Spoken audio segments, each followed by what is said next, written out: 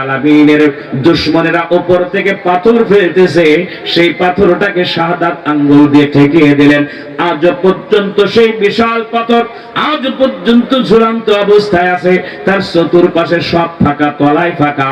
কিন্তু আল্লাহ রাব্বুল আলামিন ডাক দিয়ে বলেন, ঈমানদার যারা হবে আর ঈমানি পরীক্ষা যারা দিবে আর আল্লাহ রাব্বুল আলামিনকে যারা ভুলে যাবে না, আমি আল্লাহ পাক ডাক দিয়ে বললাম ওই বান্দাগুলো আমার পরীক্ষিত বান্দা। ওয়ালা নাবলুওয়ান্নাকুম বিশাইয়্যিম মিনাল খাউফ, তাদেরকে ভয় দেখিয়েছিল, উপর থেকে পাথর ফেলে তাদেরকে হত্যা করা হবে, বুলেট দিয়ে তাদের হত্যা করে দেওয়া হবে, শাপলা চত্বরের মতো ওই রকম দৃশ্য করা হবে।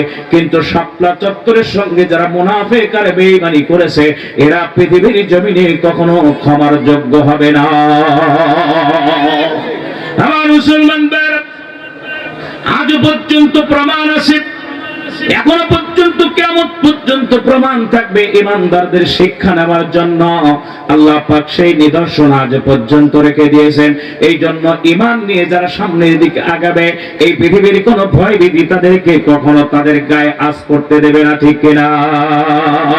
আমার মুসলমান ভাইরা, যতবার ভয় দেখাবে ততবার তারা জয়লাভ করবে।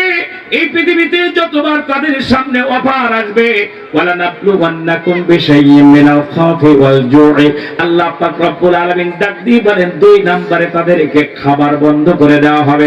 বলবে তোমাদের রেশন দেওয়া হবে না, টিসিবির মাল দেওয়া হবে না, তোমাদের কোনো খাদ্য খাবার দেওয়া হবে না। আল্লাহ পাক ডাক দিয়ে বলে, ঈমানদাররা ডাক দিয়ে বলে, এই পৃথিবীতে খাবারের মালিক হলো আমার আল্লাহ। ওয়া মা মিন দাআবাতিন ফিল আরদি ইল্লা আলাল্লাহি রিজকুহা, আল্লাহ পাক রব্বুল আলামিন ডাক দিয়ে বলেন, এই পৃথিবীতে একমাত্র খাবার সরবরাহ করার মালিক আমার আল্লাহ। খুবাইব ইবনে আদিকে যখন হত্যা করবে, তখন তার বললো এভাবে হত্যা করা যাবে না। কিভাবে? খাবার বন্ধ করে দিতে হবে, ঘরের ভিতরে আটকে রেখেছে, খাবার বন্ধ করতে হবে, না খাইয়ে মারতে হবে। আল্লাহ পাক রব্বুল আলামিনের বান্দা, ঈমানদার বান্দা ঘরের ভিতরে সিজদায় পড়ে গিয়ে বললেন, আল্লাহ তোমার রাসূল আমাকে তোমার কোরআনের দাওয়াতের জন্য পাঠিয়েছে, এই পৃথিবীর কোন অবৈধ কাজের জন্য পাঠায় নাই।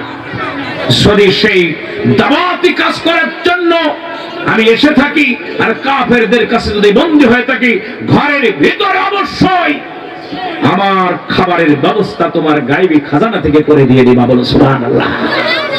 আল্লাহ পাক এমন খাবার দিলেন, 7 দিন পরে যে তারা ঘরের দরজা খুলে চিন্তা করলো দুর্গন্ধ আসবে, নাক ধরে খুলতেছে, নাক ধরে ভিতরে যে দেখে যে পরিমাণ সুগন্ধ, সেই পরিমাণ খুবাইব ইবনে আদির শরীরের ভিতরে স্বাস্থ্য ভালো, আরো এই 1 সপ্তাহের ভিতরে চেহারা আরো উজ্জ্বল হয়ে গেছে, চাঁদের মতো। বলো সুবহানাল্লাহ।